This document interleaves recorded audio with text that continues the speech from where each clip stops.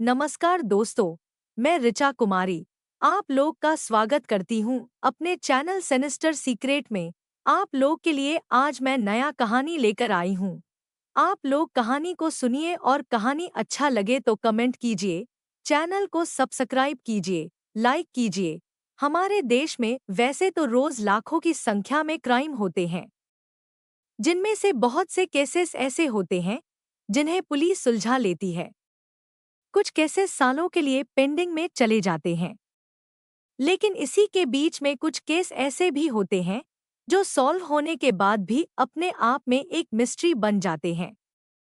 आज मैं जिस केस के बारे में बात करने वाली हूँ, इस केस में पहले कत्ल होता है, उसके बाद दो मौत होती है। पुलिस यहाँ पर कत्ल का मोटिव भी मालूम कर लेती है।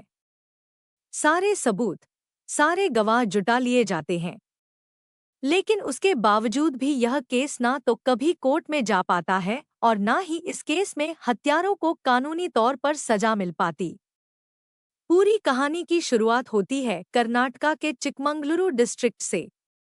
यहाँ पर कदूर नामक एक जगह है और उसी में लक्ष्मी नगर नाम से एक कॉलोनी है। इस कॉलोनी में एक परिवार रहता था जिसमें टोटल 4 सदस्य थे। घर के बड़े सदस्य जिनका नाम डॉक्टर रेवन था, इनकी उम्र 35 साल थी और पेशे से ये एक डेंटिस्ट थे। घर में इनकी पत्नी कविता जिसकी उम्र 31 साल थी और इनके 2 बच्चे भी थे।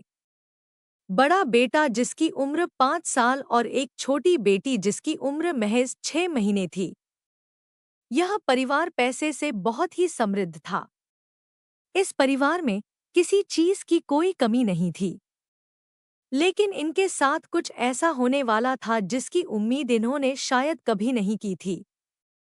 तो यह दिन था 17 फरवरी 2020 का। डॉक्टर रेवन तो रात के तकरीबन 8:30 बजे अपने क्लिनिक से घर वापस आते हैं। उनके साथ उनका 5 साल का बेटा भी था, क्योंकि आज वह भी उनके साथ क्लिनिक पर गया था।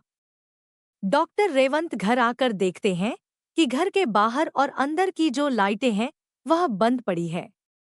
अक्सर ऐसा कभी होता नहीं था। वो अपनी गाड़ी से उतरते हैं, पार्किंग एरिया की लाइट को ऑन करते हैं। वो पाते हैं कि घर के मेन डोर के पास ही उनके घर का डोर मैट पड़ा हुआ है और उसको रोल करके डाला गया है, जैसे कि उसके अंदर किसी सामान को बांधकर फेंका गया हो। वो उस डोर मैट को खोलते हैं और जैसे ही वो डोर मैट खुलता है तो डॉक्टर रेवंत की चीख निकल जाती है, क्योंकि उस डोर मैट के अंदर कुछ और नहीं बल्कि उनकी 31 साल की बीवी कविता की डेड बॉडी मौजूद थी। वो भागकर अपने घर के अंदर जाते हैं, क्योंकि उनकी 6 महीने की बेटी भी घर में अकेली थी। घर के अंदर की लाइटें ऑन करते हैं। वह देखते हैं कि उनकी बेटी तो बिल्कुल सही है, लेकिन पूरा घर अस्तव्यस्त पड़ा है, जैसे घर में किसी ने चोरी करी हो और चोरी करने के बाद उनकी बीवी की हत्या कर दी हो। डॉक्टर रेवंत की चीख सुनकर पड़ोसी भी वहां पर इकट्ठा हो जाते हैं। अब वहीं से कोई लोकल पुलिस को कॉल कर देता है।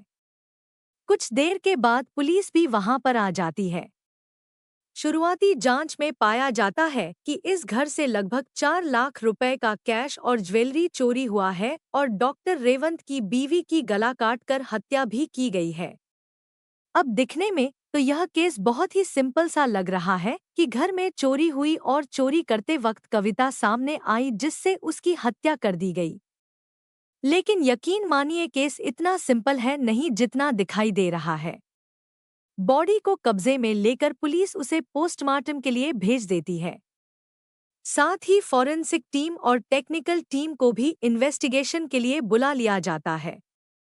पुलिस सबसे पहले चोरी के एंगल से ही इसकी छानबीन शुरू करती है। पड़ोसियों से पूछताछ की जाती है, जिसमें पुलिस को मालूम चलता है कि पड़ोसियों ने ना तो इस घर में किसी को आते जाते देखा और ना ही इस घर से किसी की चीख पुकार सुनी। यह थोड़ा हैरान करने वाली बात जरूर है कि एक कत्ल हो गया, इतनी बड़ी चोरी हो गई, लेकिन किसी ने उसकी आवाज तक नहीं सुनी।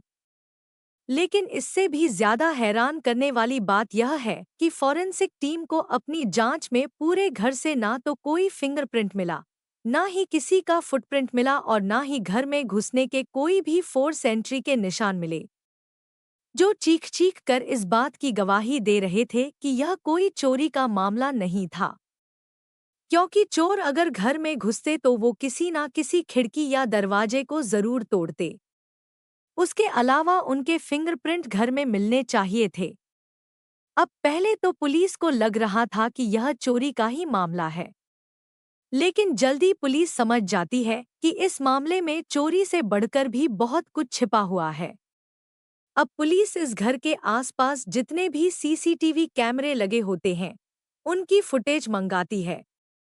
उन फुटेज को ध्यान से देखा जाता है और यहाँ पर एक और बड़ा खुलासा यह होता है कि 17 फरवरी 2020 जिस दिन यह हत्याकांड हुआ था, उस दिन डॉक्टर रेवंत के घर में ना तो सुबह से शाम तक कोई आया और ना ही इस घर से कोई बाहर गया। इस फुटेज में सुबह तकरीबन 10 बजे के आसपास डॉक्टर रेवंत अपने क्लिनिक जाते हुए दिखाई देते हैं। 2 बजे वो अपने बेटे के साथ घर आते हुए दिखाई देते हैं और उसके बाद वो रात को 8:30 बजे घर आते हुए दिखाई देते हैं। यानी कि डॉक्टर रेवंत के अलावा इस पूरे दिन में ना तो घर में कोई और आया था और ना ही इस घर से उनकी बीवी बाहर कहीं भी गई थी।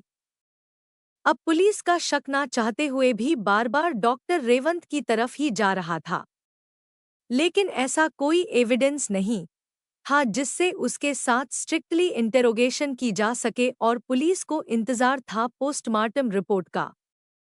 2 दिनों के बाद पोस्टमार्टम रिपोर्ट आती है तो कुछ ऐसे खुलासे होते हैं जिससे पुलिस का शक डॉक्टर रेवंत पर और भी गहरा हो जाता है। दरअसल पोस्टमार्टम रिपोर्ट में पाया जाता है कि उनकी बीवी कविता की तेज धारदार हथियार से गला काटने से हत्या हुई थी, लेकिन उनकी हत्या करने से पहले उन्हें एनेस्थीसिया का हैवी डोज दिया गया था, जिसके इंजेक्शन के निशान उनकी नाभि के पास मिल गए थे। साथ ही उनके ब्लड सैंपल्स में एनेस्थीसिया के सैंपल भी पाए गए थे। यहाँ से पुलिस का शक डॉक्टर रेवंत पर और भी गहरा हो जाता है, क्योंकि कोई भी चोर अगर घर में चोरी करने के लिए आएगा तो वह ऐसा कभी नहीं करेगा कि वह घर में मौजूद महिला को पहले एनेस्थीसिया का इंजेक्शन देगा, फिर उसकी हत्या करेगा और फिर जाकर चोरी करेगा।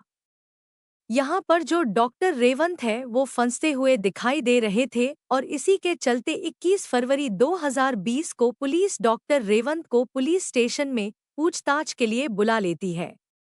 अब पुलिस डॉक्टर रेवंत से 17 फरवरी के बारे में जब डिटेल में पूछती है तो वह बताते हैं कि मैं सुबह 10 बजे के आसपास अपने क्लिनिक पर गया था। 2:30 बजे के आसपास मैं क्लिनिक से अपने बेटे को स्कूल से पिक करके लाया था। हम लोग घर पे गए थे। बेटे ने कपड़े चेंज किए और उसके बाद बेटा जो है डॉक्टर रेवंत के साथ क्लिनिक पर आ गया था। और रात को जब 8:30 बजे डॉक्टर रेवंत और उनका बेटा घर गया तो उनकी बीवी घर में मृत अवस्था में पाई गई थी। साथ ही डॉक्टर रेवंत पुलिस को यह भी बताते हैं कि 6:30 बजे के आसपास उनकी अपनी पत्नी से फोन पर बात भी हुई थी। अब पुलिस उनके बताए अनुसार डॉक्टर रेवंत की सीडीआर यानी कि कॉल डाटा रिकॉर्ड निकलवाते हैं और यहाँ पर एक बड़ा खुलासा यह होता है कि डॉक्टर रेवंत ने जो 6 बजे अपनी बीवी से बात करने का दावा किया था वो झूठा था, क्योंकि उनकी कॉल में ऐसी कोई भी जानकारी नहीं मिली थी। साथ ही पोस्टमार्टम रिपोर्ट में कविता की मृत्यु का जो समय था वो 4:30 बजे का था।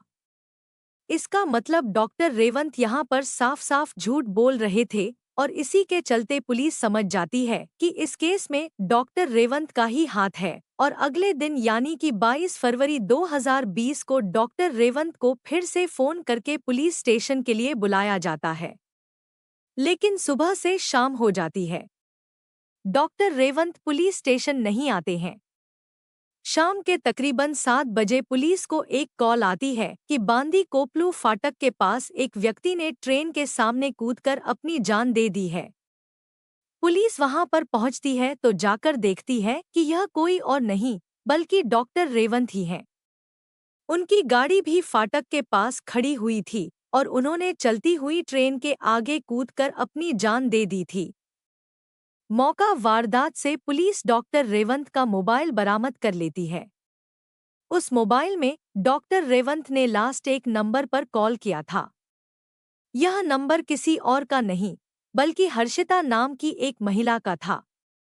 अब मरने से पहले व्यक्ति अगर किसी को कॉल करता है तो मरने वाले के बारे में उसे कुछ ना कुछ जानकारी जरूर होती है और इसी के चलते पुलिस हर्षिता के उस नंबर पर कॉल करती है, लेकिन कोई भी उधर से फोन नहीं उठाता है। पुलिस उसकी लोकेशन निकालती है तो मालूम चलता है कि यह नंबर बेंगलुरु के राजा राजेश्वरी नगर का है। पुलिस बिना देरी किए एक टीम को वहां के लिए रवाना कर देती है।